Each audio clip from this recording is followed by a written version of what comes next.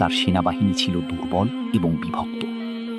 যখন মঙ্গল বাহিনী শহর ঘিরে ফেলে তখন বাগদাদ কার্যত একা হয়ে পড়ে। 1258 সালের জানুয়ারিতে শুরু হয় অবরোধ। মঙ্গলরা ছিল তাদের সময়ের সবচেয়ে দক্ষ এবং নির্মম যোদ্ধাদের একটি বাহিনী। তারা বিশাল ক্যাটাপল্ট, অগ্নিবর্ষণকারী অস্ত্র এবং সুপরিকল্পিত যুদ্ধ কৌশল ব্যবহার করে শহরের প্রতিরক্ষা ভেঙে ফেলতে থাকে। মাত্র কয়েকদিনের মধ্যেই বাগদাদের দেয়াল দুর্বল হয়ে যায়। শহরের ভিতরে আতঙ্ক ছড়িয়ে পড়ে। মানুষ বুঝতে পারে ইতিহাসের সবচেয়ে ভয়াবহ আক্রমণ তাদের দরজায় এসে দাঁড়িয়েছে। অবশেষে ফেব্রুয়ারির শুরুতে মঙ্গল বাহিনী বাগদাদে প্রবেশ করে। তারপর শুরু হয় এক বিভীষিকাময় হত্যাযজ্ঞ। ইতিহাসবিদদের বর্ণনায় জানা যায় হাজার হাজার মানুষ নিহত হয়েছিল।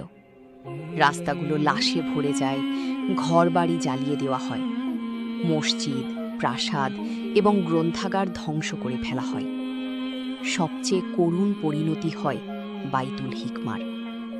বহু অমূল্য পাণ্ডুলিপি টাইগ্রিস নদীতে ফেলে দেওয়া হয়েছিল বলে বলা হয়, আর নদীর পানি কালি মিশে কালো হয়ে গিয়েছিল। শত শত বছরের জ্ঞান, গবেষণা এবং সভ্যতার স্মৃতি মুহূর্তে